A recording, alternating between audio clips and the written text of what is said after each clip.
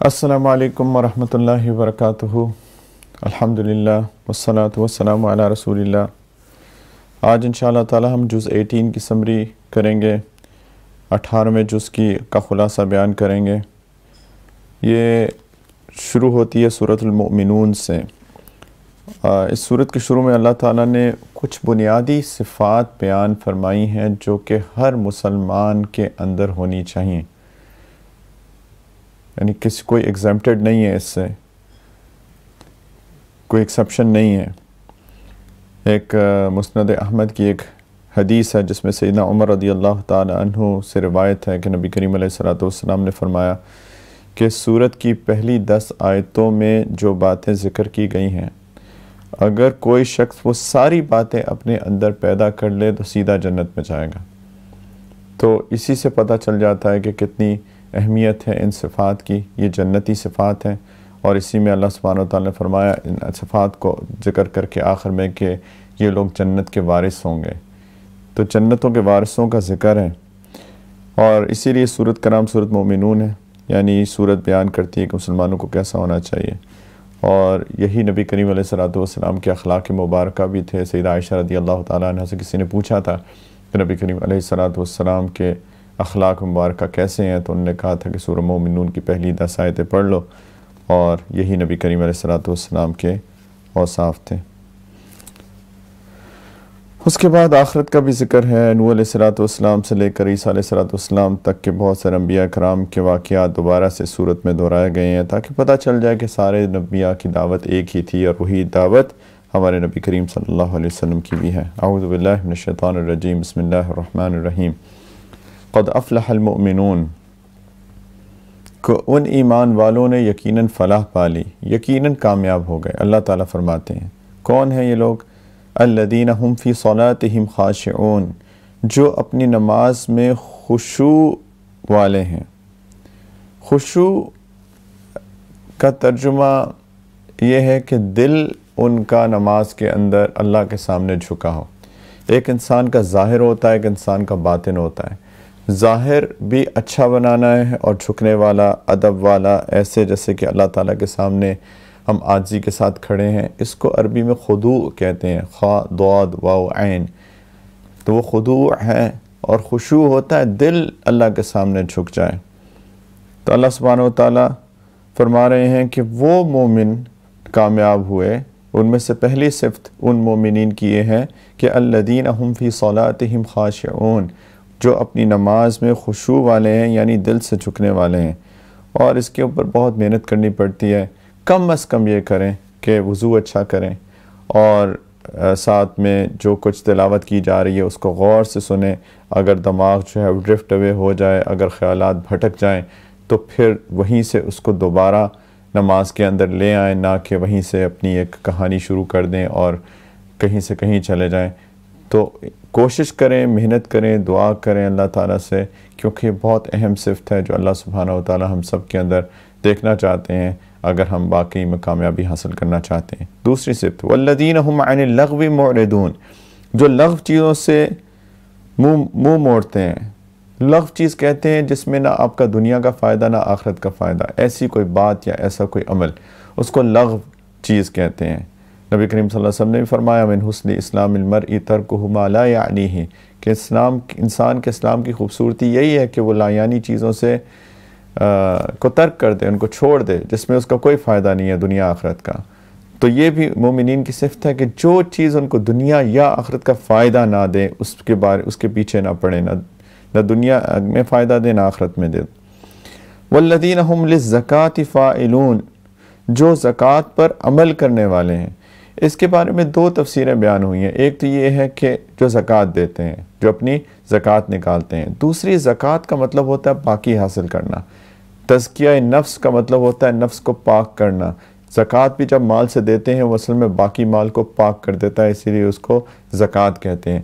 تو چونکہ یہاں پہ اللہ تعالیٰ نے فرمایا والذین هم زکاۃ فاعلون، جو زکوٰۃ پہ عمل کرنے والے ہیں، تو اس کے اوپر کچھ علماء نے یہ بھی کہا کہ اس کا مطلب ہے کہ جو اپنا تزکیہ نفس کرتے ہیں، یعنی اپنے نفس کو پاک کرتے ہیں، یعنی اس کو روحانی بیماریوں سے صاف کرتے ہیں، تکبر، حسد، کینہ، بغض، نفرت، دنیا کی محبت، وغیرہ وغیرہ، یہ ساری روحانی بیماریاں ہیں، تو یہ بھی اس کا ایک مطلب ہے۔ اور دوسرا یہ بھی مطلب ہے کہ جو اپنی زکوٰۃ دیتے ہیں۔ والذین هم لفروجہم حافظون الا علی ازواجہم او ما ملکت ایمانہم فانہم غیر ملومین فمن ابتغى وراء ذلک فاولئک هم العادون۔ یہ ایک ہی صفت ہے کہ جو اپنی شرم گاہوں کی حفاظت کرتے ہیں، جو اپنی شرم گاہوں کی حفاظت کرتے ہیں، یعنی اور سب سے حفاظت کرتے ہیں سوائے اپنی بیویوں کے یا ان باندیوں کے جو ان کی ملکیت میں آ چکی ہوں، کیونکہ ایسے لوگ قابل ملامت نہیں ہیں۔ ہاں اللہ تعالیٰ فرماتے ہیں جو اس کے علاوہ کوئی اور طریقہ اختیار کرنا چاہیں تو ایسے لوگ حد سے گزرے ہوئے ہیں۔ تو اللہ تعالیٰ نے فرمایا کہ فلاح کے لیے ضروری ہے کہ انسان اپنی شرم گاہ کی حفاظت کرے۔ کسی بھی شادی نکاح کے علاوہ کسی بھی طریقے سے اپنی جنسی خواہش کو پورا کرنا، اس سے انسان فلاح نہیں پا سکتا، مسلمان مومن فلاح نہیں پا سکتا۔ والذین هم لاماناتہم وعہدہم راعون، اور وہ جو اپنی امانتوں اور اپنے عہد کا پاس رکھنے والے ہیں، امانتوں کا خیال رکھتے ہیں، وعدہ پورا کرتے ہیں۔ والذین هم علی صلواتہم یحافظون، جو اپنی نمازوں کی پوری نگرانی کرتے ہیں، وہ ان کے اوقات کی بھی نگرانی کرتے ہیں اور اپنی نماز جس طرح پڑھتے ہیں اس کی بھی نگرانی کرتے ہیں، اس کے فرائض، واجبات، سنن، مستحبات کا خیال کرتے ہیں اور وقت پہ پڑھتے ہیں۔ اللہ تعالیٰ نے فرمایا اولئک هم الوارثون، یہ جن کے اندر صفات ہوں گی یہ وارث ہیں، یہ ہیں وہ وارث الذین یرثون الفردوس هم فیہا خالدون، جنہیں جنت الفردوس کی میراث ملے گی اور یہ اس میں ہمیشہ ہمیشہ رہیں گے۔ اس کے بارے میں علماء نے مختلف باتیں کی ہیں کہ میراث کیوں اللہ تعالیٰ نے کہا ہے۔ ایک تو یہ ہے کہ میراث وہ چیز ہوتی ہے جو انسان کو خود بخود مل جاتی ہے، جس میں اس کو محنت نہیں کرنی پڑتی اور وہ اس کا پورا مالک بن جاتا ہے، اس کے اندر اس کا اختیار ہوتا ہے اس کے اندر۔ اسی طریقے سے جنت بھی انسان کو مل جائے گی، ہاں، تو اس لیے اللہ نے اس کو میراث کہا۔ دوسرا یہ بھی کہ یہ ہمارے والدین کی میراث کی ہمارے والدین جنت میں ہی تھے۔ حضرت آدم علیہ السلام اور حوا علیہ السلام، اللہ نے ان کو جنت میں بنایا تھا، تو اصل میں وہ تو پھر جنت سے زمین پر اتار دیے گئے، تو لیکن ہمارے والدین کی جگہ تو جنت ہے، تو ہمیں جو نہ جنت میں جائے گا اصل میں اس کو والدین کی میراث ملے گی، واللہ تعالی عالم۔ پھر اللہ سبحانہ وتعالیٰ نے تخلیق انسان کے بارے میں بات کی، وَلَقَدْ خَلَقْنَا الْإِنسَانَ مِنْ سُلَالَةٍ مِنْ طِينٍ، کہ ہم نے انسان کو مٹی سے پیدا کیا ہے۔ ثُمَّ جَعَلْنَاهُ نُطْفَةً فِي قَرَارٍ مَكِينٍ، پھر ہم نے اسے ٹپکی ہوئی بوند کی شکل میں ایک جگہ پر محفوظ رکھا، یعنی ماں کے رحم میں محفوظ رکھا، ووم کے اندر۔ سب سے پہلے اللہ تعالیٰ نے کہا کہ نطفہ تھا، ایک ثم جعلناہ نطفہ، پانی کی بوند تھی، اور اللہ تعالیٰ نے اس کو ماں کے رحم کے اندر جا کے محفوظ کیا۔ پھر ثم خلقنا النطفة علقہ، پھر ہم نے اس بوند کو جمع خون کی شکل دے دی۔ فخلقنا العلقة مضغہ، پھر اس جمع خون کو ایک لوتھڑا بنا دیا۔ فخلقنا المضغة عظاما، پھر اس لوتھڑے کو ہڈیوں میں تبدیل کر دیا۔ ثم فکسونا العظام لحما، پھر ہڈیوں کو گوشت کا لباس پہنا دیا۔ ثم انشأناہ خلقا آخر، پھر اس کو ایسی اٹھان دی کہ وہ ایک دوسری ہی مخلوق بن کر کھڑا ہو گیا۔ ایک پانی کی بوند کے، ایک گندے پانی کی بوند سے اللہ تعالیٰ نے اس پوری تخلیق کے پروسیس سے گزار کے اللہ تعالیٰ کو ایک عجیب مخلوق بنا دیا۔ اللہ اکبر، اتنی تفصیل کے ساتھ اس انسان کی تخلیق کا پروسیس ہے، اور آج کل کی میڈیکل سائنس، گائنیکالوجی کی سائنس اس چیز کو بالکل سیکنڈ کرتی ہے کہ یہ جو قرآن کے اندر جس طریقے سے انسان کی سٹیجز بتائی گئی ہیں کہ انسان ماں کے پیٹ کے اندر کیسے تخلیق ہوتی ہے اس کی، یہ بالکل ہو بہو ایسا ہی ہوتا ہے۔ اور یہ قرآن آج سے 1400 سال سے زیادہ سے پہلے اللہ تعالیٰ نے ہمیں بتایا، جبکہ اس کا کوئی تصور ہی نہیں تھا کہ کوئی گائنیکالوجی کی سائنس کو اسٹڈی کر سکے یا پھر اتنی ڈیٹیل کے اندر جا کے بتا سکے کہ بچہ ماں کے پیٹ میں پرورش کیسے پاتا ہے۔ ان آیات کو پڑھ کے تو کئی لوگ مسلمان ہو گئے، کئی گائنیکالوجسٹ مسلمان ہو گئے غیر مسلم۔ فتبارک اللہ احسن الخالقین، بس بڑی شان ہے اللہ کی جو سارے بنانے والوں سے بہترین بنانے والا ہے۔ اور پھر اللہ تعالیٰ نے کہا یہ تو تم اپنی آنکھوں سے دیکھ ہی چکے ہو، یہ تو ماں کی پیٹ کے اندر تخلیق کی پروسیس سے تم سب گزر چکے ہو اور تم دیکھ چکے ہو، لیکن ایک چیز یاد رکھنا تھا، کہ ثم ان بعد ذلک لمیتون، پھر اس سب کے بعد تمہیں یقیناً موت آنے والی ہے، تم سب کو، ہم سب کو. ثم انکم یوم القیامت تبعثون، پھر قیامت کے دن تمہیں دوبارہ زندہ کیا جائے گا. پھر اللہ تعالیٰ نے اپنی کچھ قدرت کی نشانیاں بتائیں. ہم نے آسمان سے ٹھیک اندازے کے مطابق پانی اتارا، پھر زمین پہ ٹھہرا دیا، اور اللہ تعالیٰ کہتے ہیں یقین رکھو ہم اسے غائب کر دینے پہ بھی قادر ہیں. پانی غائب ہو جائے تو قحط آ جاتا ہے. پھر اللہ تعالیٰ نے فرمایا پھر ہم نے اس سے تمہارے لیے کھجور اور انگوروں کے باغات پیدا کیے جس سے تمہیں بہت سے میوے حاصل ہوتے ہیں، انہی میں سے تم کھاتے ہو. پھر آگے اللہ تعالیٰ نے فرمایا حقیقت یہ ہے کہ تمہارے لیے مویشیوں میں بھی بڑی نصیحت کا سامان ہے. وَإِنَّ لَكُمْ فِي الْأَنْعَامِ لَعِبْرَةً نُسْقِيكُم مِّمَّا فِي بُطُونِهَا وَلَكُمْ فِيهَا مَنَافِعُ كَثِيرَةٌ وَمِنْهَا تَأْكُلُونَ. جو دودھ ان کے پیٹ میں ہے اس سے ہم تمہیں سیراب کرتے ہیں، اور ان میں تمہارے لیے بہت سارے فوائد ہیں، اور انہی سے تم غذا بھی حاصل کرتے ہو. وَعَلَيْهَا وَعَلَى الْفُلْكِ تُحْمَلُونَ، اور ان پر یعنی مویشیوں پر اور کشتیوں پر بھی تمہیں سوار کیا جاتا ہے. تو اللہ تعالیٰ نے قدرت کی اپنی نشانیاں بتائیں ہیں، میں نے ہی تو کیا ایسا، کیوں نہیں غور کرتے. پھر کچھ انبیاء کا اللہ تعالیٰ نے قصہ بیان فرمایا، نوح علیہ السلام کا. اچھا یہ جتنے بھی انبیاء ہیں اس کے اندر ایک چیز اگر آپ نوٹ کریں، یہاں پہ اس جو سورۃ المؤمنون کے اندر ان انبیاء کے قصص آئے ہیں، قصے آئے ہیں، اس کے اندر ایک کامن پوائنٹ ہے کہ ان سب کو ان کے لوگوں نے یہ کہا کہ یہ تو ہمارے جیسے انسان ہیں، ہم ان کی بات کیوں سنیں.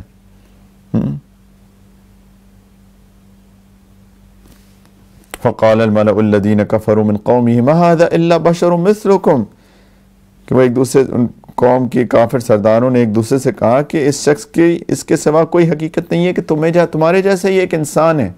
نوح علیہ السلام کا قصہ، اور پھر آخر میں تفصیل بتائیں. اور پھر نوح علیہ السلام کو جیسے ہمیں پتہ ہے پہلے بھی ہم بار بار بیان کر چکے ہیں کہ اللہ تعالیٰ نے ان کو کہا کہ کشتی بنائیں، کشتی میں سب بیٹھ جائیں اور دعا مانگیں. اور اللہ تعالیٰ پھر ایک دعا مانگی جب کشتی میں بیٹھ کے نوح علیہ السلام نے، جو اللہ سبحانہ وتعالیٰ نے نقل فرمائی یہاں پر، بلکہ اللہ تعالیٰ نے حکم دیا نوح علیہ السلام کو یہ دعا مانگے کہ قل رب انزلنی منزلا مبارکا وانت خیر المنزلین، کہ اے ہمارے رب مجھے ایسا اترنا نصیب کریں جو کہ برکت والا ہو، اور آپ ہی بہترین اتارنے والے ہیں. یہ کہیں پہ اگر سفر پہ جا رہے ہوں تو یہ دعا مانگی جا سکتی ہے کہ یا اللہ جب بھی کوئی ڈیسٹینیشن آئے، منزل آئے، تو ربی انزلنی منزلا مبارکا وانت خیر المنزلین. خیر، تو پھر آگے اللہ سبحانہ وتعالیٰ نے فرمایا کہ ہم نے بہت سارے پیغمبر بھیجے. موسیٰ علیہ السلام کا ذکر ہے، ہارون علیہ السلام کا ذکر ہے. وہی بات کہ وَقَالُوا أَنُؤْمِنُوا لِبَشَرَيْنِ مِثْلِنَا وَقَوْمُهُمَا لَنَا عَابِدُونَ. وہ لوگ کہنے لگے کہ کیا ہم اپنے جیسے دو آدمیوں پر ایمان لے آئیں حالانکہ ان کی قوم ہماری غلامی کر رہی ہے، یعنی بس بنو اسرائیل. وہی بات، ہمارے جیسے انسان. پھر اللہ تعالیٰ نے عیسیٰ علیہ السلام کا ذکر کیا، اور ایک اللہ تعالیٰ نے ایک بات سارے اپنے رسولوں کے لیے کی کہ یا ایھا الرسل کلوا من الطیبات واعملوا صالحا، کلوا من الطیبات واعملوا صالحا، کہ اے میرے پیغمبروں پاکیزہ چیزوں میں سے جو چاہو کھاؤ اور نیک عمل کرو. طیب چیز، پاکیزہ چیز میں سے کھاؤ اور نیک عمل کرو. اس آیت مبارکہ سے علماء نے یہ استدلال کیا ہے کہ نیک اعمال کا ڈائریکٹ تعلق ہے اچھا اور پاک اور پاکیزہ کھانے سے. اگر جنک کھائیں گے تو جنک اعمال نکلیں گے، گاربیج ان گاربیج آؤٹ. جس طرح کا آپ کھانا کھائیں گے ویسے ہی اعمال نکلیں گے. یہ جو ہمیں آج کل عادت پڑ گئی ہے بیکار کھانے کی، یہ بھی کھا لیا وہ بھی کھا لیا بغیر سوچے سمجھے، اور بھرتے رہتے ہیں اپنے پیٹ کو. ایک تو بیماریاں ہوتی ہیں، دوسرا انسان کی روحانیت متاثر ہوتی ہے شدید. یہ جو روزوں میں ایک وجہ کہ انسان کی روحانیت کی ترقی ہوتی ہے وہ کم کھانا پینا بھی ہے، اگر کوئی واقعی کم کھانا پینا کرتا ہے. یہ نہیں ہے کہ وہ صرف سکیجول چینج ہو گیا اور وہ جو دوپہر کا کھانا تھا وہ ہم نے رات کو 12 بجے کر لیا، تو ایک کھانا ہم صبح 4 بجے کھاتے ہیں، پھر ایک کھانا جو ہے وہ 7 بجے کھاتے ہیں، ایک کھانا 12 بجے کھاتے ہیں، اور بلکہ 4 کھانے کھاتے ہیں. تو اس سے تو وہ روحانیت نہیں حاصل ہوتی. کھائیں، 2 وقت کا کھائیں کھانا، تاکہ وہ پیٹ کو تھوڑا ایک تو میڈیکلی بھی فائدہ ہو کہ تھوڑا اس کو آرام ملے، جو کہ مقصد ہے ایک روزے کا، جسمانی طور پہ بھی فائدہ ہوتا ہے، اور دوسرا روحانیت کو فائدہ بھی اس لحاظ سے ہوتا ہے کہ آپ کھانے کو تھوڑا کم کر دیں، اور جب بھی کھائیں عام حالات میں وہ طیب کھائیں، اچھا کھائیں، سوچ سمجھ کے کھائیں کہ کیا ہے اس کے اندر ہے کیا، کیونکہ نیک اعمال کا تعلق اچھے کھانے سے ہوتا ہے۔ ڈائریکٹلی اس کی بہت تفصیل ہے، ابھی تو وقت نہیں ہے، لیکن میں نے اس کے بارے میں کئی دفعہ بات کی ہے، پلیز طیب کھائیں۔ اور آگے اللہ تعالیٰ نے فرمایا ان انبیاء کا ذکر کر کے وَإِنَّ هَذِهِ أُمَّتُكُمْ أُمَّةً وَاحِدَةً وَأَنَا رَبُّكُمْ فَاتَّقُونَ، کہ حقیقت یہ ہے کہ یہی تمہارا دین ہے، سب کے لیے ایک ہی دین، جتنے انبیاء آئے وہ ایک ہی دین کی دعوت دیتے رہیں، اور میں تمہارا رب ہوں، اس لیے دل میں صرف میرا روب رکھو، دل صرف میری فرما برداری کرو، سب لوگ تفرقے بازی میں مت پڑو، گروپنگز مت بناؤ۔ آج کل ہماری مسلمانوں نے بھی جو ہے 72 فرقے بنا لیے ہیں، کوئی یہ کوئی یہ کوئی یہ کوئی یہ، ہر بندے نے اپنا ایک دین بنا کے بیٹھ گئے، ہر تھوڑی دیر کے بعد کسی کو جوش چڑھتا ہے اور اپنی 14 سال کی ساری تاریخ کو، 14 سال کی ساری ٹیچنگز کو، اس کی تعلیمات کو چھوڑ کے اپنی ایک 1.5 اینٹ کی مسجد بنا کے بیٹھ جاتا ہے۔ اللہ کے واسطے ایسا نہ کریں، خدا کے واسطے۔ اور چونکہ ہمارے مزاج کو اچھا لگتا ہے، ہمارے نفس اس کو اچھا لگتا ہے، تو ہم ان کی بات لے لیتے ہیں، اور باقی جتنی 1400 سال کی ٹریڈیشنل صحابہ سے چلی آ رہی ہیں ہمارے دین کی انڈرسٹینڈنگ، ہمارے دین کی سمجھ، اس کو سائڈ پہ رکھ لیتے ہیں، اور کسی کی بات مان کے ایک دین میں ایک نئی راہ نکال کے چل پڑتے ہیں۔ پلیز، یہ اللہ تعالیٰ کو سخت ناپسند ہے۔ دین وہی ہے جو اللہ تعالیٰ نے نبی کریم صلی اللہ علیہ وسلم کو دیا، انہوں نے صحابہ کو سکھایا، انہوں نے تابعین کو سکھایا، تو شروع کے ہمارے اسلاف سے دین آیا ہے، وہی دین ہے، وہی سمجھ صحیح سمجھ ہے۔ اور پھر اللہ سبحانہ وتعالیٰ نے آگے جا کے کچھ لوگوں کی صفات بتائیں جو کہ نیک ہیں، ہدایت میں ہیں۔ ان الذین هم من خشیۃ ربهم مشفقون، حقیقت یہ ہے کہ جو لوگ اپنے رب کے روب سے ڈرے رہتے ہیں۔ والذین هم بآیات ربهم یؤمنون، جو اپنے رب کی آیات پر ایمان لاتے ہیں۔ والذین هم بربهم لا یشرکون، جو اپنے رب کے ساتھ کسی کو شریک نہیں مانتے۔ والذین یؤتون ما آتوا وقلوبهم وجلہ انہم الی ربہم راجعون، اور وہ جو عمل بھی کرتے ہیں اسے کرتے وقت ان کے دل اس بات سے سہمے ہوئے ہوتے ہیں کہ انہیں اپنے رب کے پاس واپس جانا ہے۔ نیک اعمال کر کے اللہ تعالیٰ فرما رہے ہیں یہ وہ لوگ ہیں، وہ نیک بندے ہیں۔ اللہ تعالیٰ کہہ رہے ہیں کہ نیک اعمال کر کے ان کے اندر تکبر اور غرور نہیں آتا کہ دیکھو میں نے قرآن حفظ کر لیا، دیکھو میں تو عالم بن گیا، دیکھو میں تو مفتی بن گیا، دیکھو میں تو تہجد پڑھتا ہوں روزانہ، دیکھو میں تو علم پڑھتا ہوں، دیکھو میں تو اتنا صدقہ خیرات کرتا ہوں۔ ان کے دل میں تکبر نہیں آتا، بلکہ وہ سارے اعمال کو کرتے بھی ہیں لیکن دل سہمے رہتے ہیں ان کے، پتہ نہیں قبول ہوا کہ نہیں، کوتاہی رہ گئی میری بہت زیادہ، میں اس طرح کر نہیں پایا جیسے کہ کرنا چاہیے تھا۔ یہ ہے نیکوں کی صفات۔ اللہ تعالیٰ فرما رہے ہیں اولئک یسارعون فی الخیرات وہم لہا سابقون، یہ ہیں جو بھلائیاں حاصل کرنے میں جلدی دکھا رہے ہیں، اور یہ وہ ہیں جو ان کی طرف تیزی سے بڑھ رہے ہیں۔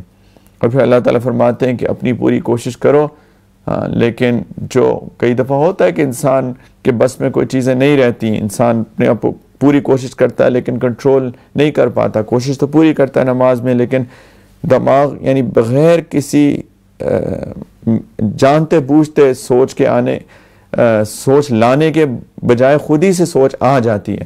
تو اللہ تعالیٰ فرماتے ہیں وَلَا نُكَلِّفُ نَفْسًا إِلَّا وُسْعَهَا وَلَدَيْنَا كِتَابٌ يَنْطِقُ بِالْحَقِّ وَهُمْ لَا يُظْلَمُونَ، ہم کسی شخص کو اس کی طاقت سے زیادہ کسی کام کی ذمہ داری نہیں دیتے، اور ہمارے پاس ایک کتاب ہے جو سب کا حال ٹھیک ٹھیک بول دے گی، اور اس پہ کوئی ظلم نہیں ہوگا۔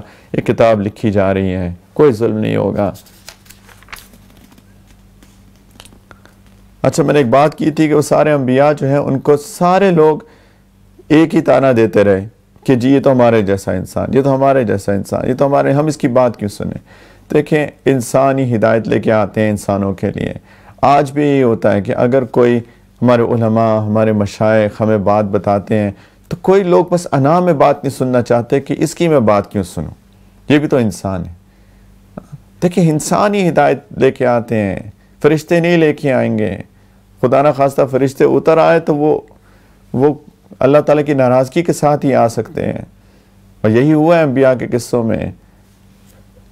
نیک لوگوں کی باتیں سنا کریں، علماء کی باتیں، مشائخ کی باتیں سنا کریں، وہیں سے ہدایت ملتی ہے۔ اگر نہیں کریں گے تو پھر انہی کی طرح اللہ نہ کرے کہ ایسا نہ ہو کہ کوئی گمراہی میں ہی رہ جائے۔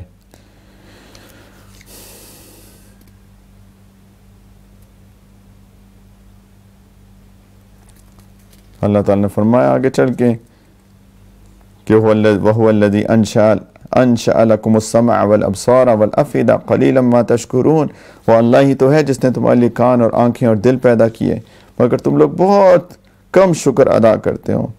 تو اللہ تعالیٰ نے اپنی قدرت کے مختلف مظاہر پہلے بیان کیے جنہیں کفار مکہ بھی مانتے تھے۔ تو اللہ تعالیٰ کہہ رہے ہیں کہ دیکھو تم لوگ شکر کیوں نہیں کرتے ہو؟ ان ساری قدرتوں کے کان، آنکھیں، دل، یہ سب بھی تو اللہ ہی کی قدرتیں ہیں۔ اور آگے اللہ تعالیٰ نے نبی کریم صلی اللہ علیہ وسلم کو فرمایا اور مسلمانوں کو بھی خطاب کر کے یہ جو لوگ کر رہے ہیں کفار مکہ اور مشرکین اور کفار، ادفع باللتی ہی احسن السیئہ نحن اعلم بما یصفون، تم برائی کو ایسے طریقے سے دور کرتے رہو جو بہترین ہو، اور جو لوگ یہ باتیں بناتے ہیں ہم خوب جانتے ہیں۔ یعنی وہ لوگ برا کریں تم لوگ ان کے ساتھ برا نہ کرو، اچھے طریقے سے اس کا جواب دو، ایسا نہ ہو کہ وہ گالی دیں اور تم بھی جواب میں گالی دو، ایسا مت کرنا۔ اگر وہ برا کہیں، بری بات کریں تو تم اس کا جواب اچھے طریقے سے دینا۔ اور پھر اللہ سبحانہ تعالیٰ نے فرمایا کہ دعا یہ کیا کرو وَقُلْ رَبِّ أَعُوذُ بِكَ مِنْ هَمَزَاتِ الشَّيَاطِينِ وَأَعُوذُ بِكَ رَبِّ أَنْ يَحْضُرُونَ، کہ یہ دعا کیا کرو کہ اے ہمارے رب، میں شیطان کے وسوسوں سے آپ کی پناہ چاہتا ہوں، اور میرے رب میں ان کے اپنے قریب آنے سے بھی آپ کی پناہ چاہتا ہوں۔ یہ دعا مانگا کریں کہ اللہ شیطان سے دور رکھیں، اس کے وسوسوں سے بھی مجھے بچائیں۔ اور آگے اللہ سبحانہ تعالیٰ نے فرمایا حتی اذا جاء احدهم الموت قال رب ارجعون، کہ یہاں تک کہ جب ان میں سے کسی پر موت آ کھڑی ہوگی تو وہ کہے گا کہ اللہ مجھے واپس بھیج دیجئے۔ یہ ان لوگوں کی بات ہو رہی ہے جنہوں نے اللہ کے احکام کو نہیں مانا اور اپنی من مرضی کی زندگی بسر کرتے رہے۔ ان کے پاس جب موت آئے گی تو وہ کہیں گے اللہ مجھے واپس بھیج دیں، کیونکہ کچھ کیا ہی نہیں، اب احساس ہو گیا کہ موت تو یہاں کھڑی ہے، میں نے موت کی تیاری نہیں کی۔ رب ارجعون، کیوں؟ لعلی اعمل صالحا فیما ترکت، تاکہ جس دنیا کو میں چھوڑ آیا ہوں اس میں جا کر نیک عمل کروں۔ اللہ تعالیٰ فرمائیں گے کلا، ہرگز نہیں، اب نہیں ہو سکتا، انہا کلمۃ ہوا قائلھا، یہ تو بس کہنے کی بات ہے جو وہ زبان سے کہہ رہا ہے، کہنے سے واپس تو نہیں چلا جائے گا۔ وَمِن وَرَائِهِمْ بَرْزَخٌ إِلَى يَوْمِ يُبْعَثُونَ، اور ان مرنے والوں کے سامنے اب عالم برزخ کی آڑ ہے جو اس وقت تک قائم رہے گی جب تک کہ ان کو دوبارہ زندہ کر کے اٹھایا جائے گا۔ قبر جو ہے وہ برزخ ہے۔ برزخ ہوتا ہے کوئی بھی درمیان کی چیز، اس دنیا اور آخرت کے درمیان کی جو جگہ ہے اس کو برزخ کہتے ہیں۔ قبر جو ہے وہ برزخ ہے، اب برزخ ہوگی ان کے جب تک ان کو دوبارہ اٹھایا جائے گا۔ پھر اللہ تعالیٰ فرماتے ہیں فَإِذَا نُفِخَ فِي الصُّورِ فَلَا أَنْسَابَ بَيْنَهُمْ يَوْمَئِذٍ وَلَا يَتَسَاءَلُونَ، جب سور پھونکا جائے گا تو اس دن نہ ان کے درمیان رشتے باقی رہیں گے اور نہ کوئی کسی کو پوچھے گا، کوئی کسی کو نہیں پوچھے گا، نہ ماں پوچھے گی، نہ باپ، نہ بیٹا، نہ بیٹی، نہ بہن، نہ بھائی، کوئی نہیں پوچھے گا، نہ بیوی، نہ شوہر۔ اور اس دن کیا ہوگا؟ اللہ تعالیٰ کہہ رہے ہیں فَمَنْ ثَقُلَتْ مَوَازِينُهُ فَأُولَئِكَ هُمُ الْمُفْلِحُونَ، اس وقت جن کے پلڑے بھاری نکل آئے وہی کامیاب ہوں گے، نیک اعمال جن کے زیادہ ہو گئے برائیوں سے وہ کامیاب ہو جائیں گے۔ وَمَنْ خَفَّتْ مَوَازِينُهُ، اور جن کے پلڑے ہلکے پڑ گئے یعنی نیکی کا پلڑا ہلکا پڑ گیا، فَأُولَئِكَ الَّذِينَ خَسِرُوا أَنفُسَهُمْ فِي جَهَنَّمَ خَالِدُونَ، یہ وہ لوگ ہیں جنہوں نے اپنے لیے گھاٹے کا سودا کیا اور دوزخ میں ہمیشہ رہیں گے۔ تَلْفَحُ وُجُوهَهُمُ النَّارُ وَهُمْ فِيهَا كَالِحُونَ، آگ ان کے چہروں کو جھلس ڈالے گی اور اس میں ان کی صورتیں بگڑ جائیں گی، اعوذ باللہ۔ أَلَمْ تَكُنْ آيَاتِي تُتْلَى عَلَيْكُمْ فَكُنْتُمْ بِهَا تُكَذِّبُونَ، ان سے کہا جائے گا کہ میری آیتیں تمہیں پڑھ کر سنائی نہیں جاتی تھیں اور تم ان کو جھٹلایا کرتے تھے۔ قالوا ربنا غلبت علينا شقوتنا وكنا قوما ضالين، اس وقت وہ کہیں گے کہ ہمارے رب ہم پر بدبختی چھا گئی تھی اور ہم گمراہ لوگ تھے۔ ربنا اخرجنا منها فإن عدنا فإنا ظالمون، اے اللہ ہمیں یہاں سے نکال دیں، اب اگر دوبارہ ہم وہی کام کریں گے تو بے شک ہم ظالم لوگوں میں سے ہوں گے۔ اللہ تعالیٰ کہیں گے قال اخسئوا فيها ولا تكلمون، کسی دوزخ میں ذلیل ہو کر پڑے رہو اور مجھ سے بات نہیں کرو۔ انه كان، کیونکہ انه كان فريق من عبادی، کیونکہ میرے بندوں میں سے ایک جماعت تھی جو یہ دعا مانگا کرتی تھی، یقولون ربنا آمنا فاغفر لنا وارحمنا وانت خیر الراحمین، کہ ہمارے رب ہم ایمان لے آئے بس ہمیں بخش دیں، ہم پر رحم کر دیں، اور آپ سب رحم کرنے والوں سے زیادہ رحم کرنے والے ہیں۔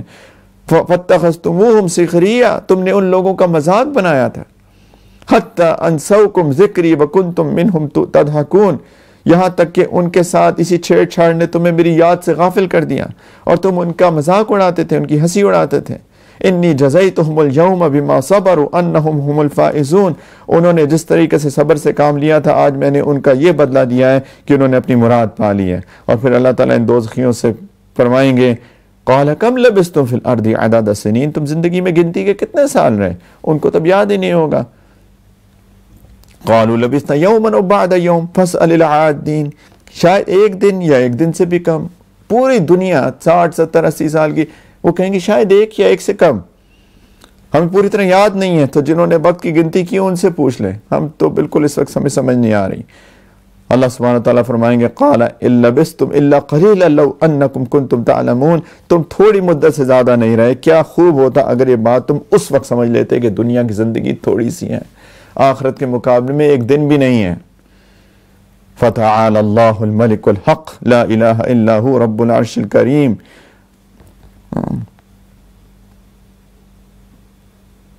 اللہ تعالیٰ فرمائے افحسبتم انما خلقناکم عبثا وانکم الینا لا ترجعون، کیا بھلا تم یہ سمجھ بیٹھے تھے کہ ہم نے تمہیں یوں ہی بے مقصد پیدا کر دیا ہے اور تمہیں واپس ہمارے پاس نہیں لایا جائے گا؟ دنیا میں جو وقت ضائع کر رہے تھے ایسی بے مقصد پیدا ہوئے تھے کیا؟ فتعال اللہ الملک الحق لا الہ الا هو رب العرش الکریم، بہت اونچی شان ہے اللہ کی جو صحیح معنی میں بادشاہ ہے، اس کے سوا کوئی معبود نہیں، وہ عزت والے عرش کا مالک ہے۔ ومن يدعو مع الله إلها آخر لا برهان له به فإنما حسابه عند ربي، جو شخص اللہ کے ساتھ کسی اور خدا کو پکارے گا جس پر اس کے پاس کسی قسم کی کوئی دلیل نہیں، تو اس کا حساب اس کے رب کے پاس ہے۔ انه لا يفلح الكافرون، یقین جانو کافر لوگ فلاح نہیں پا سکتے۔ شروع میں کہتے شروع ہوئی تھی قد افلح المؤمنون، مومن ہے فلاح پانے والے، ان خصوصیات والے مومن، اور آخر میں اللہ تعالیٰ فرما رہے ہیں انہو لا یفلح الکافرون، کافر فلاح نہیں پا سکتے۔ وقل رب اغفر وارحم وانت خیر الراحمین، اے نبی صلی اللہ علیہ وسلم اور اے مومنین دعا کرتے رہو رب اغفر وارحم، اے اللہ ہمیں بخش دیں اور ہم پہ رحم فرمائیں، وانت خیر الراحمین، کیونکہ آپ سارے رحم کرنے والوں سے بڑھ کر رحم کرنے والے ہیں۔ یہ دعا مانگنی چاہیے کثرت سے، رب اغفر وارحم وانت خیر الراحمین۔ یہاں سورۃ المؤمنون ختم ہوتی ہے، پھر سورۃ النور شروع ہوتی ہے۔ یہاں پہ بہت اہم سورت ہے سورۃ النور، ساری صورتیں اہم ہیں، لیکن معاشرے میں جو بے حیائی اور فحاشی پھیلتی ہے اس کا سد باب کرنے کے لیے یہ سورۃ النور نہایت اہم کردار ادا کرتی ہے، کیونکہ اس کے اندر معاشرے کی یہ جو برائیاں ہیں اس کے بارے میں بیان کیا گیا ہے۔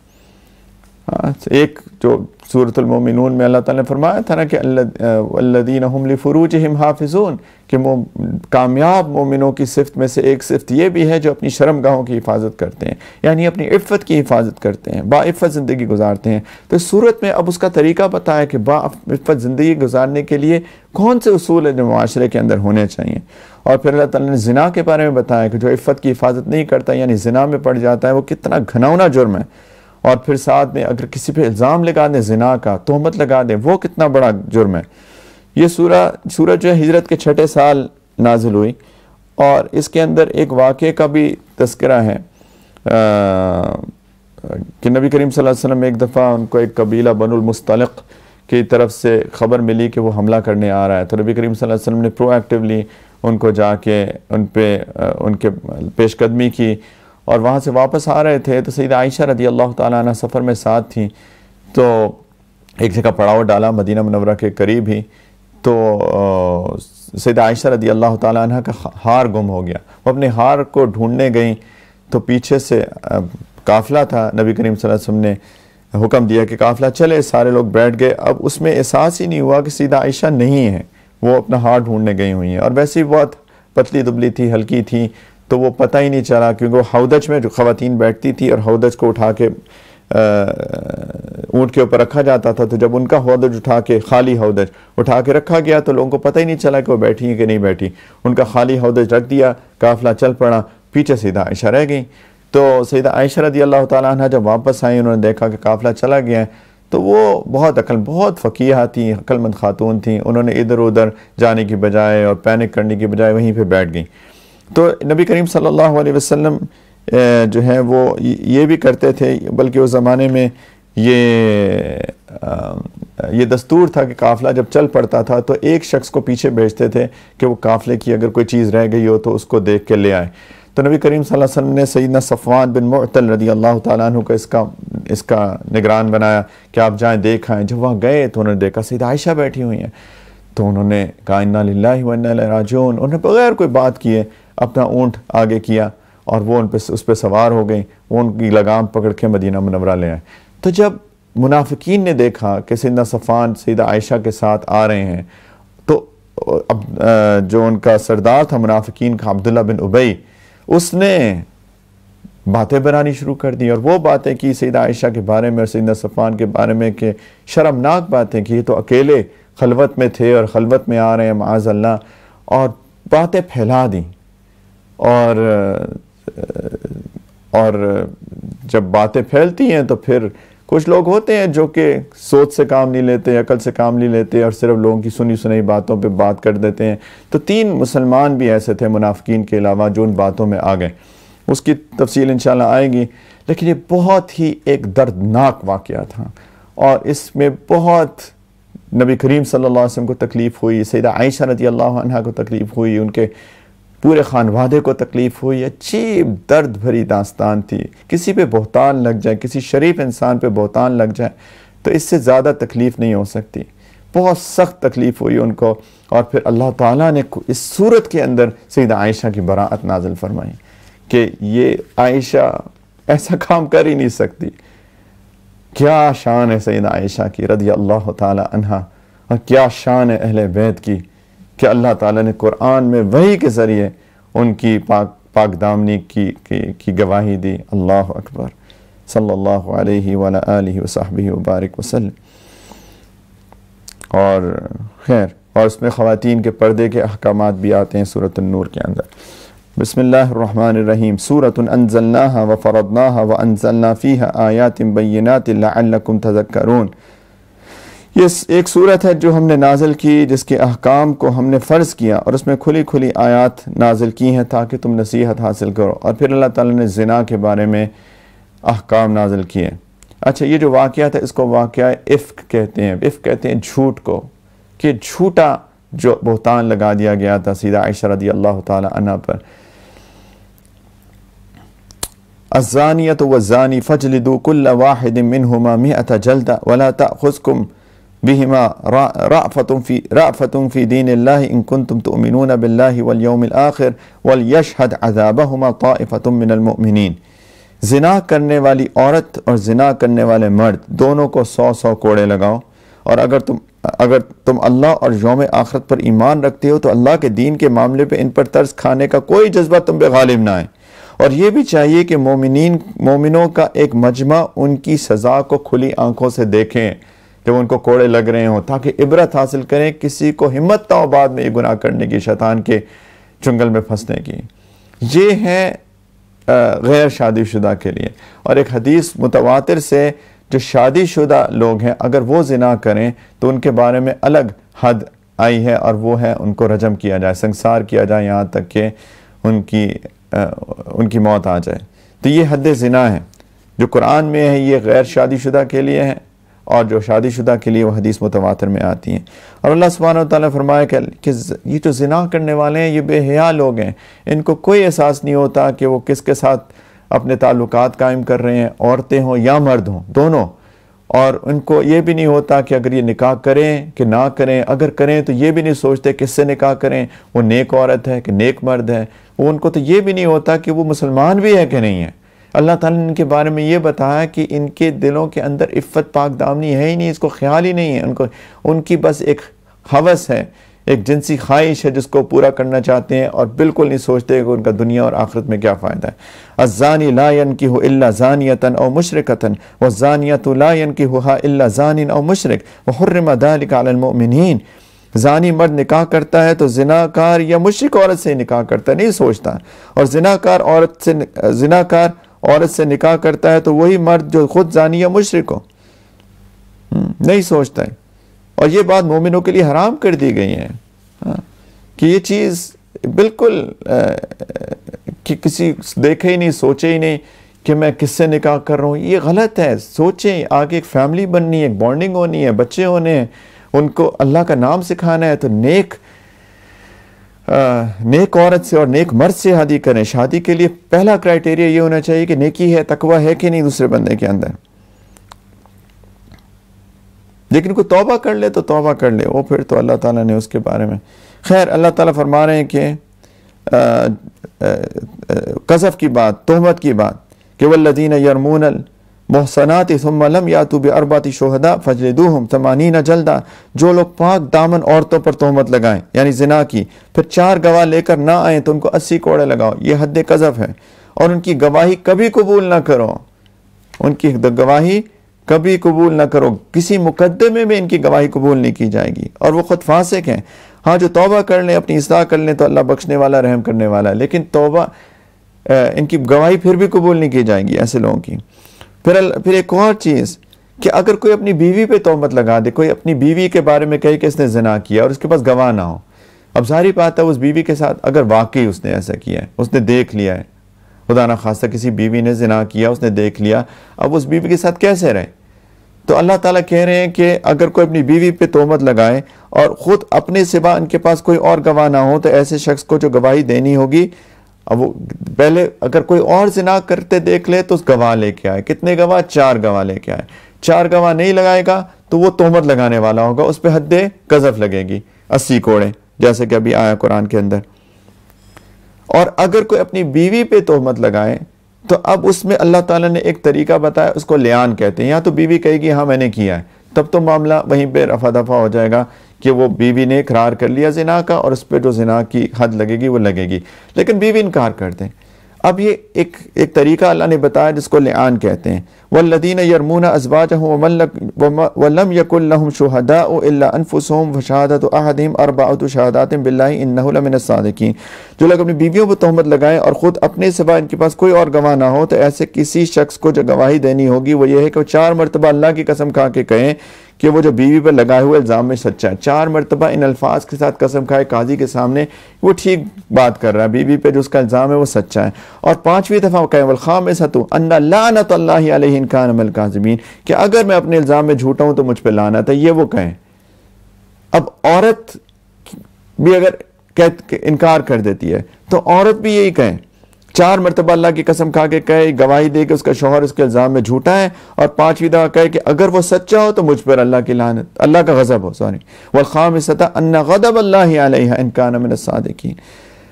اگر یہ دونوں یہ بات کر لیں، یہ لیان ہو جائیں، یعنی نہ اس کی بات ہوئی نہ اس کی بات ہوئی، اس نے تہمت لگائی، اس نے انکار کیا، اور ان الفاظ کے ساتھ، اور یہ چھوٹے الفاظ نہیں ہیں. وہ کہہ رہا اللہ کی لعنت ہو مجھ پہ اگر میں جھوٹ بول رہا ہوں، وہ کہی اللہ کا غضب ہو مجھ پر اگر میرا شوہر سچ بول رہا ہے، یعنی میں نے نہیں کیا، تو پھر قاضی ان کا نکاح فسخ کر دے گا، ان کو الگ کر دے گا.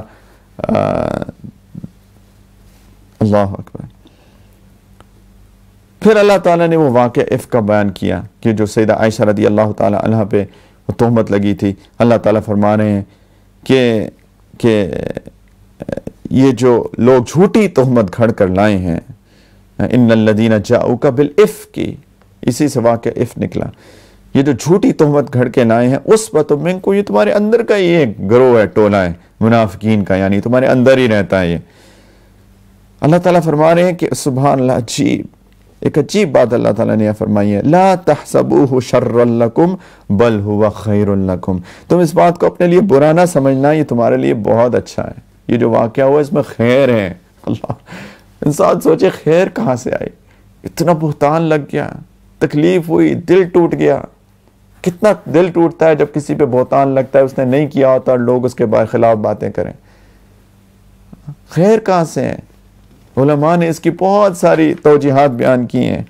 ایک تو منافقین کا پتہ چل گیا، وہ خیر، سب سے بڑھ کر سیدہ عائشہ کا مقام پتہ چل گیا رضی اللہ عنہ، کہ اللہ کے ہاں سیدہ عائشہ کا مقام کیا ہے. قرآن کے اندر کسی خاتون کی برات نازل ہو جانا کہ یہ پاک عورت ہے، یہ عفت والی عورت ہے، اس سے بڑھ کر اور کیا خیر ہو سکتی ہے.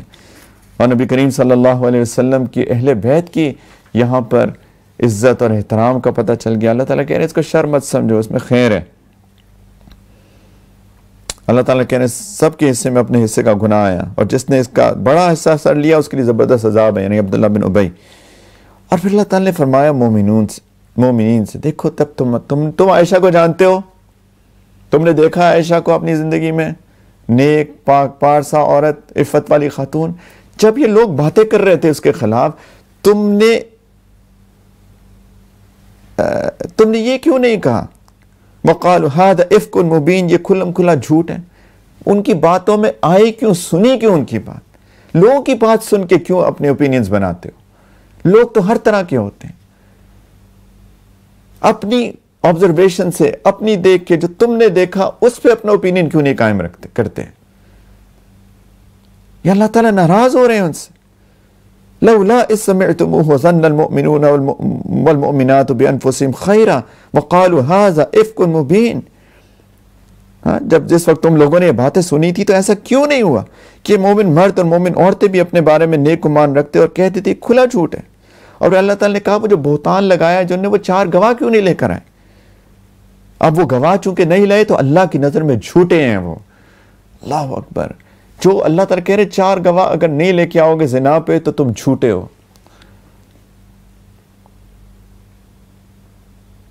حضرت کہہ رہے ہیں اگر اللہ کا رحمت اور فضل نہ ہوتی تو ان باتوں میں تم پڑ گئے تھے، اس وجہ سے تم پر سخت عذاب آ جاتا. اللہ تعالیٰ کہہ رہے ہیں جو تم باتیں کر رہے تھے، ہوتی ہے نا بات کسی کے خلاف کسی نے کر دی، پھر لوگ اس کو لے کے باتیں کرنا شروع کر دیتے ہیں.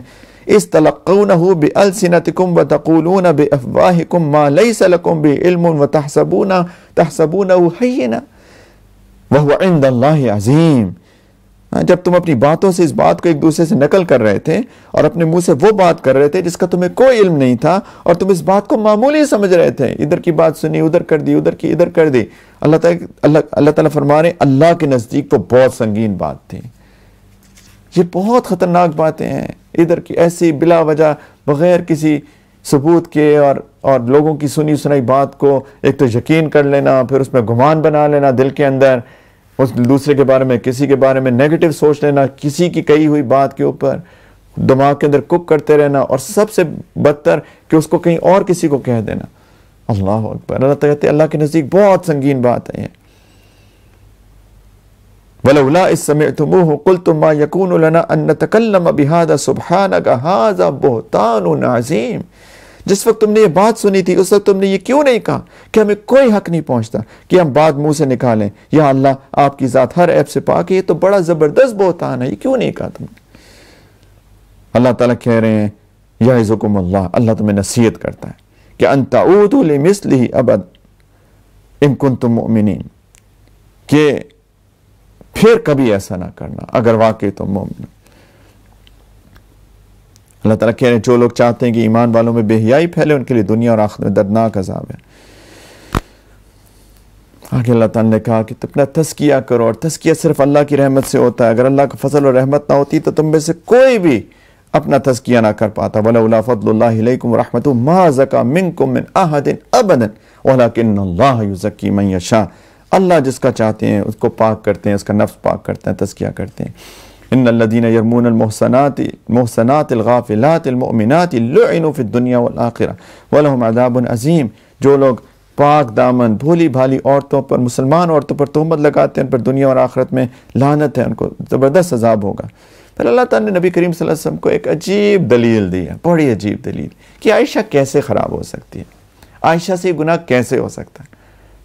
ہاں اللہ تعالیٰ نے فرمایا الخبیثات للخبیثین والخبیثون للخبیثات والطیبات للطیبین والطیبون للطیبات اولئک مبرؤون مما یقولون لہم مغفرۃ ورزق کریم. کہ یہ جو خبیث عورتیں خبیث مردوں کے لیے ہیں، اور خبیث مرد خبیث عورتوں کے لیے ہیں، اور طیب عورتیں طیب مردوں کے لیے ہیں اور طیب مرد طیب عورتوں کے لیے ہیں۔ یہ ایک اصول ہے اللہ کا۔ آپ کی ذات، آپ تو اللہ کے رسول ہیں، سید الانبیاء ہیں، آپ کے لیے تو طیب عورت ہی ہوگی۔ یہ ایک دلیل اللہ تعالیٰ نے بتائی۔ یہ کیسے ہو سکتا ہے کہ عائشہ سے کوئی بھی کام غلط ہو سکتا ہے؟ اور اللہ تعالیٰ نے فرمایا کہ یہ سارے لوگ جو ہیں، یعنی نیک لوگ ہیں، مرد اور عورتیں، ان لوگ باتوں سے بالکل مبرہ ہیں جو یہ لوگ بنا رہے ہیں، اور ان پاک بازوں کے حصے میں تو مغفرت ہے اور باعزت رزق ہے۔ اس سے اللہ تعالیٰ نے براعت کر دی سیدہ عائشہ کی۔ بہت ایک ٹچی قصہ ہے، اس کی تفصیل میں جا کے پڑھیں سیرت کی کتابوں میں، اور تفسیر میں، ان آیات کی تفسیر میں اچھی سیدہ عائشہ کا توکل اللہ پہ، کیا ان کی کیفیت تھی، ان کے دل کی حالت، ان کی کیفیت، جو جس تکلیف اور کرب سے وہ گزری ان حالات کے اندر، جب لوگ باتیں کر رہے تھے، یہاں تک کہ اللہ نے آیات نازل کر کے ان کی برات فرمائی۔ عجیب، بہت ہی عجیب۔ پھر اللہ تعالیٰ نے فرمایا دیکھو معاشرے کے اندر بے حیائی سے روکنے کے لیے کچھ آداب ہے، ان کا خیال رکھو۔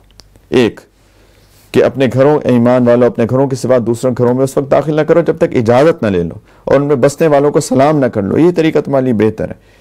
اجازت لے کے گھر میں جاؤ، گھر میں کوئی بھی کسی بھی حالت میں ہو سکتا ہے۔ پاک بازی کے لیے، عفت کے لیے ضروری ہے کہ اجازت لے کے جاؤ۔ اور کیسے اجازت لو؟ پہلے سلام کرو، ہاں، اور اس وقت تک داخل نہ ہو جب تک میں اجازت نہ دیے جائے، اور اگر تمہیں کہا جائے واپس چلے جاؤ تو واپس چلے جاؤ۔ اللہ تعالیٰ نے پھر آگے چل کے فرمایا معاشرے میں عفت پاک دامنی کے لیے ضروری ہے۔ قُلْ لِلْمُؤْمِنِينَ يَغُضُّوا مِنْ أَبْصَارِهِمْ وَيَحْفَظُوا فُرُوجَهُمْ ذَلِكَ أَزْكَىٰ لَهُمْ إِنَّ اللَّهَ خَبِيرٌ بِمَا يَصْنَعُونَ۔ مومن مردوں سے کہہ دیں اپنی نگاہیں نیچی رکھیں، اپنی شرمگاہوں کی حفاظت کریں، یہی ان کے لیے پاکیزہ ترین طریقہ ہے، اور جو کارروائیاں وہ کرتے ہیں اللہ ان سے پوری طرح باخبر ہے۔ جو دیکھتے ہیں بے حیائی کی باتیں، جو بے حیائی کے کام کرتے ہیں، اللہ جانتے ہیں ان کو۔ مردوں سے کہیں نیچے کر لیں نگاہیں، کسی عورت پہ بے حیائی کی نظر مت ڈالیں، بے حیائی کی چیز مت دیکھیں، انٹرنیٹ پہ، سوشل میڈیا پہ، بل بورڈز پہ، باہر ارد گرد، مالز میں، بازاروں میں۔ یہ ضروری ہے معاشرے کے اندر ایک ماڈسٹ انوائرمنٹ کے لیے۔ اس سے مرد بھی محفوظ، عورتیں بھی محفوظ، بچے بھی محفوظ، بچیاں بھی محفوظ، پورا معاشرہ محفوظ ہو جاتا ہے۔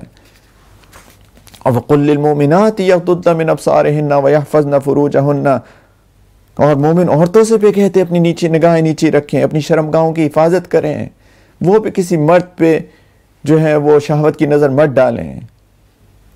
معاشرے کے لیے ضروری ہے اس کے اندر عفت اور پاک دامنی کے لیے۔ اور اللہ تعالیٰ نے پھر فرمایا کہ پردہ بھی کریں، وَلَا يُبْدِينَ زِينَتَهُنَّ إِلَّا مَا ظَهَرَ مِنْهَا وَلْيَضْرِبْنَ بِخُمُرِهِنَّ عَلَى جُيُوبِهِنَّ وَلَا يُبْدِينَ زِينَتَهُنَّ إِلَّا لِبُعُولَتِهِنَّ أَوْ آبَائِهِنَّ إِلَى آخِرِ الْآيَةِ، کہ اپنی جو زینت ہے، اپنی سجاوٹ کو کسی پر ظاہر نہ کریں سوائے اس کے جو خود ہی ظاہر ہو جائے۔ اس کے اندر بھی بہت تفصیل ہے، یعنی جہاں پہ زیور پہنتی ہیں، اپنی زینت کرتی ہیں، اس کو ظاہر نہ کریں۔ اپنی اوڑھنیوں کے آنچل اپنے گریبانوں پر ڈال لیں، یعنی چھپا لیں، اور اپنی سجاوٹ کسی پہ ظاہر نہ کریں سوائے کچھ لوگوں کا ذکر آیا جو محرم مرد ہیں، شوہر، باپ، سسر، بیٹے، شوہروں کے بیٹے، یعنی جو شوہر کے دوسری بیوی سے اگر کوئی بیٹے ہوں، اپنے بھائی، بھائیوں کے بیٹے، بہنوں کے بیٹے، یا اپنی عورتیں۔ اپنی عورتوں میں اللہ تعالیٰ نے مفسرین نے اس کے اندر بھی مختلف باتیں کی ہیں کہ او نسائہن کا کیا مطلب ہے، اپنی عورتیں۔ کچھ نے کہا کہ مسلمان عورتیں، لیکن پھر کچھ نے کہا کہ وہ عورتیں جن کو آپ جانتے ہیں قریب سے، وہ مسلمان ہو یا غیر مسلم ہو، کیونکہ غیر مسلم عورتیں بھی سیدہ عائشہ کے پاس آیا کرتی تھی، یا ان کے جو اپنے ہاتھوں کی ملکیت میں، یعنی اپنی باندیاں، یا ان خدمت گزاروں کے جن کے دل میں کوئی جنسی تقاضا نہیں ہوتا۔ ان کے تفسیر میں لکھا علماء نے کہ کوئی اگر مرد خادم ہو جو بہت بوڑھے ہو چکے اور ان کے اندر سے عورتوں کی جو ایک خواہش ہے وہ ختم ہو گئی ہو، یا ان سے بھی یعنی یہ پردے ان سے پردہ ان سے کریں، یا ان سے پردہ نہ کریں، سوری، یہ جو لوگ ہیں ان کے سوا سب سے پردہ کریں، یا ان بچوں کے جو ابھی عورتوں کے چھپے ہوئے حصوں سے آشنا نہیں ہوئے، یعنی وہ بچے جو ابھی معصوم ہیں، جن کو پتہ ہی نہیں ہے یہ ساری جنسی تعلقات اور عورتوں کی ان کو ابھی خواہش نہیں ہے۔ اللہ تعالیٰ نے فرمایا مسلمان عورتوں کو چاہیے کہ اپنے پاؤں زمین پر اس طرح نہ مارے کہ انہوں نے زینت چھپا رکھی ہے، معلوم ہو جائے زیور پہنے ہیں تو چھن چھن چھن چھن کر کے چلیں گی، تو اندر پردہ بھی کیا ہوگا تو پھر متوجہ ہوں گے مرد ان کی طرف. اللہ تعالیٰ نے کہا ایسے نہ چلیں. اور اللہ تعالیٰ نے فرمایا کہ بہت غلطیاں تم کر چکے ہو اب تک. وَتُوبُوا إِلَى اللَّهِ جَمِيعًا أَيُّهَا الْمُؤْمِنُونَ لَعَلَّكُمْ تُفْلِحُونَ. اے مومنو تم سب اکٹھے اللہ سے توبہ کرو تاکہ تمہیں فلاح ہو جائے. اور اللہ تعالیٰ نے کہا کہ نکاح کر لو, جو نکاح کر سکتا ہے نکاح کر لو. اگر اپنی بیوی کو بیسکس دے سکتے ہو تو نکاح کر لو. یہ مت ڈرو کہ اچھا ابھی تو میں کر سکتا ہوں لیکن بیوی آ جائے گی تو اب میں 2 بندوں کا کیسے کھلاؤں گا. اللہ تعالیٰ فرما رہے ہیں کہ اگر تنگ دست ہوں گے ان یکونوا فقراء یغنہم اللہ من فضلہ, تو اللہ اپنے فضل سے انہیں غنی کر دے گا, بے نیاز کر دے گا. یعنی شادی کرو گے تو رزق آ جائے گا. یہ نہیں ہے کہ بالکل ہی کچھ نہ ہو, بیوی کو سپورٹ کر ہی نہیں سکتے ہو. یہ اس بارے میں ہے جب ڈر ہو صرف کہ جی میں ایسا نہ ہو کہ مجھے تنگ دستی ہو جائے. کر سکتا ہوں, میرے خیال میں ہو سکتا ہے بیوی ایک سپورٹ کر سکتا ہوں, لیکن اگر میں نہ کر سکا تو کیا ہوگا. اللہ تعالیٰ کہہ رہے ہیں اس ڈر سے نکاح مت روکو, نکاح کر لو. معاشرے کی ماڈسٹی عفت کے لیے ضروری ہے, نکاح کرو. اور اگر اللہ تعالیٰ نے کہا اگر نہیں ہے تمہارے پاس اتنا کہ ایک بیوی کو افورڈ کر سکو, یعنی ہے ہی نہیں, ایک تھا نا ڈر, اس پہ مت ڈرو, اس پہ نکاح کر لو. لیکن ہے ہی نہیں واقعی میں, پھر کیا کرو. وَلْيَسْتَعْفِفِ الَّذِينَ لَا يَجِدُونَ نِكَاحًا حَتَّى يُغْنِيَهُمُ اللَّهُ مِنْ فَضْلِهِ. جن لوگوں کو نکاح کے موقع میسر نہ ہو وہ پاک دامنی کے ساتھ رہیں یہاں تک کہ اللہ اپنے فضل سے انہیں بے نیاز کر دیں. یعنی جب تک انتظار کرو, لیکن زنا نہیں کرنا, کوئی غلط بے حیائی کی حرکت نہیں کرنی کسی طریقے سے بھی. وہ سورہ مومنون کی آیات یاد کر لیں. کسی طریقے سے بھی کوئی غلط کام نہیں کرنا, صبر کرو, انتظار کرو یہاں تک کہ اللہ تمہیں مال دیں کہ تم نکاح کر سکو. میرے خیال ہم یہیں پہ ہم کافی پیچھے ہیں. آگے اللہ تعالیٰ نے کچھ ایک تو بہت خوبصورت آیات ہیں. اللہ تعالیٰ نے مثال دی ہے مومن کی کہ وہ کیسے کیا ہوتا ہے. نور علی نور ہے, اللہ کی ہدایت کی نور سے اس کے دل کا جو نور ہوتا ہے وہ جب مل جاتا ہے آپس میں تو یہ ایک مومن کی مثال ہے. اور پھر جو باطل ہیں اس کی مثال اللہ تعالیٰ نے فرمائی. اور پھر کچھ اور آداب بھی ہیں. میرے خیال ہے انشاءاللہ تعالیٰ ہم یہیں سے کل شروع کریں گے. ہم لوگ تھوڑا پیچھے ہیں لیکن میرا خیال تھا کہ یہ جو باتیں ہیں بہت اہم باتیں ہیں, ان کو میں بالکل سکپ نہیں کر سکتا تھا, ان کو بتانا ضروری تھا. اللہ تعالیٰ ہم سب کو دین سمجھنے کی توفیق عطا فرمائے. یہ جو باتیں دین کے اندر ہیں یہ معاشرے کی خوبصورتی پیدا کرتی ہیں. یہ جو ہمارے معاشرے کے اندر ہو رہا ہے, خواتین کے ساتھ زیادتی ہوتی ہے, بچیوں کے ساتھ زیادتی ہو جاتی ہے, چھوٹے چھوٹے, یہ اسی وجہ سے ہے کہ ہم نے ان دین کے اصولوں کا پاس نہیں رکھا. مردوں نے اپنی نگاہیں نیچی نہیں کی, مردوں نے غلط چیزیں دیکھی, ان کے دل کے اندر آگ بھڑکی, اس آگ نے معاشرے کو جلا دیا.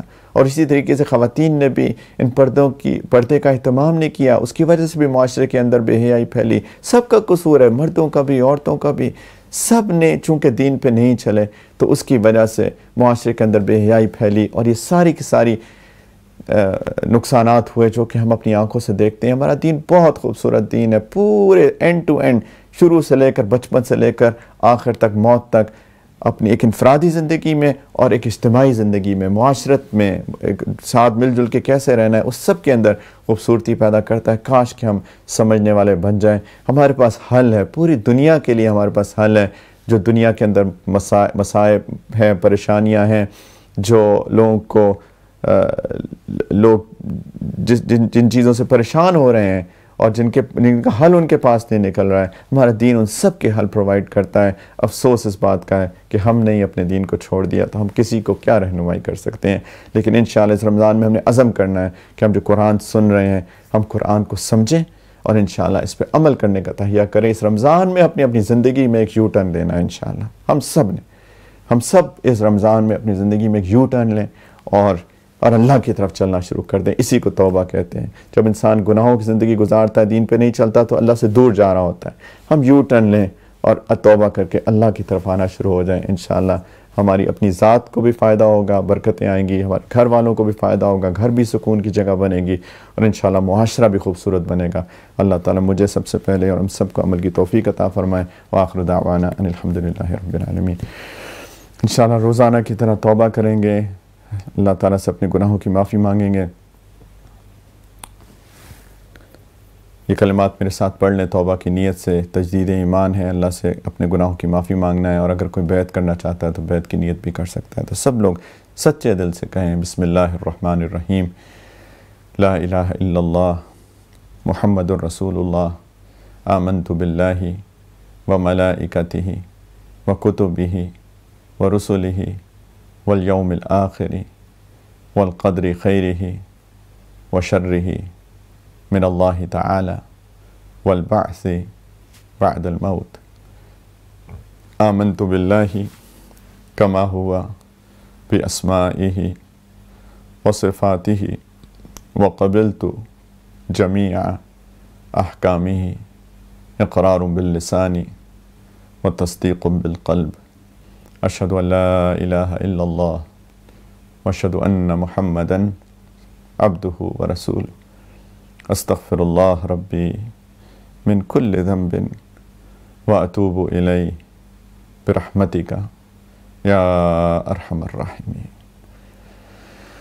دعا کر لیتے ہیں۔ الحمدللہ رب العالمین، اللہم صلی علی سیدنا محمد وعلی آل سیدنا محمد وبارک وسلم۔ ربنا ظلمنا انفسنا وان لم تغفر لنا وترحمنا لنكونن من الخاسرین۔ ربنا لا تزغ قلوبنا بعد إذ هديتنا وهب لنا من لدنك رحمة إنك أنت الوهاب لا إله إلا أنت سبحانك إنا كنا من الظالمین۔ یا ارحم الراحمین، اس مجلس کو ہم سب کی طرف سے قبول فرما لیجئے۔ میرے مولا، جو بات کی اللہ ہم سب کو عمل والا بنا دیجئے۔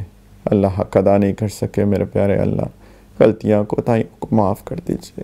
میرے اللہ اس قرآن کے ساتھ نسبت پیدا فرما دیجئے، اللہ اس کی محبت پیدا فرما دیجئے، اس کی سمجھ پیدا فرما دیجئے، اس پہ عمل کی توفیق عطا فرما دیجئے۔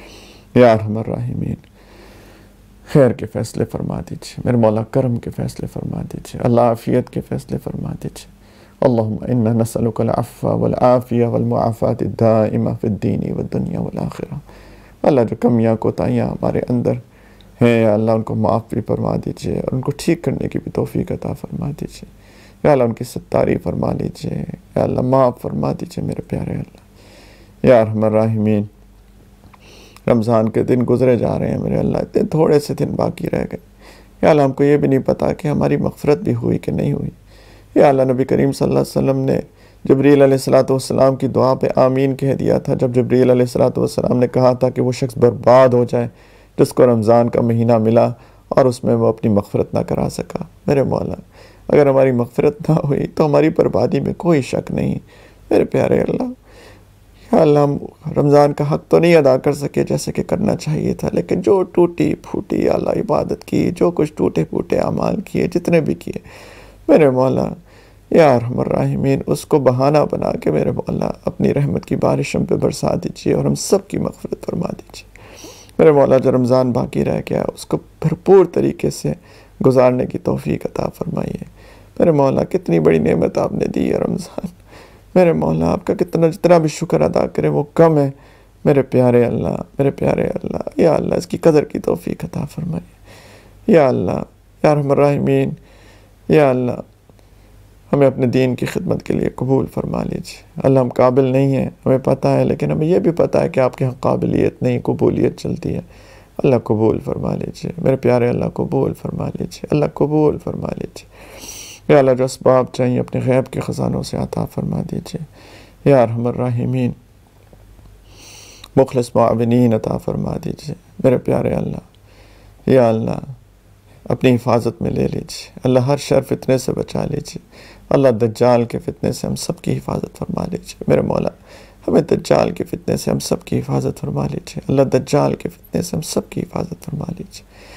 یا اللہ یہ جو وبا پھیلی ہے ہمارے گناہوں کی وجہ سے میرے مولا، اس کو دور فرما دیجیے، معاف کر دیجیے، دور فرما دیجیے اللہ، مسجدیں دوبارہ کھول دیجیے اللہ، حرمین شریفین کھول دیجیے اللہ، بار بار آنے کی توفیق عطا فرمائیے، ادب، احترام، تعظیم، ایمانی کیفیات کے ساتھ میرے پیارے اللہ۔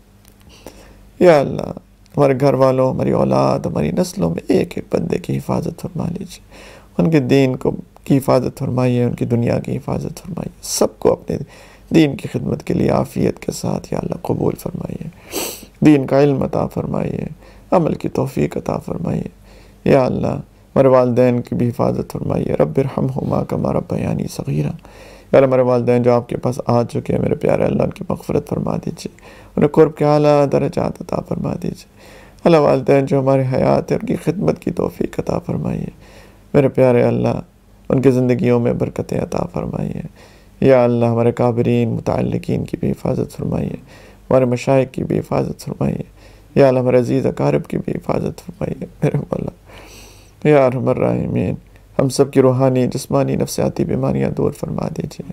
اللہ جو بھی شیطانی اثرات ہیں ہمارے اوپر، کسی کے بھی جادو کا اثر، سفلی اثرات، حاسدین کے حسد کا اثر، یا اللہ کوئی بھی اور اثر، یا اللہ اس کو مکمل زائل فرما دیجیے۔ اللہ کامل صحت دے دیجیے، عبادت اچھی کر دیجیے، نماز اچھی کر دیجیے، سجدوں کا سرور دے دیجیے، تلاوت کی حلاوت دے دیجیے، اخلاق اچھے فرما دیجیے، زبان میٹھی فرما دیجیے میرے مولا، زبان میٹھی فرما دیجیے، اخلاق اچھے فرما دیجیے میرے پیارے اللہ۔ ہمارے دل کو اپنی رحمت کی بارش سے صاف فرما دیجیے، ہمارے نفس کا اپنی رحمت سے تزکیہ فرما دیجیے عافیت کے ساتھ۔ یا اللہ راضی ہو جائیے دنیا میں بھی، اور خاص طور پہ جب آپ کے پاس آنے کا وقت آئے، یا اللہ پہلے راضی ہوئیے گا پھر ہمیں اپنے پاس بلائیے گا۔ یا اللہ اپنی ملاقات کا شوق عطا فرمائیے گا پھر ہمیں اپنے پاس بلائیے گا۔ کلمے کی توفیق عطا فرمائیے گا پھر ہمیں اپنے پاس بلائیے گا۔ اللہ قبر اور آخرت کی تمام منازل کو آسان کر کے نبی کریم صلی اللہ علیہ وسلم کی شفاعت کے ساتھ ان کے قدموں میں ہمیں جنت الفردوس میں جمع فرما دیجیے، اور اپنا دیدار بے حجاب اور اپنی دائمی رضا عطا فرما دیجیے۔ یا اللہ جن نے خدمت کی کسی قسم کی، ان کو اپنے نشان کے مطابق عطا فرمائیے۔ یا ارحم الراحمین مخلص معاونین عطا فرمائیے۔ یا اللہ قبول کر لیجئے، ہم کسی قابل نہیں ہیں، قبول فرما لیجئے۔ یا اللہ سکون عطا فرما دیجئے دلوں کو۔ یا ارحم الراحمین اپنی حفاظت میں لے لیجئے میرے مولا، معاف کر دیجئے۔ ربنا تقبل منا انك انت السميع العليم وتب علينا انك انت التواب الرحيم صلى الله على النبي الكريم وعلى آله وصحبه أجمعين برحمتك يا أرحم الراحمين الحمد لله جزاكم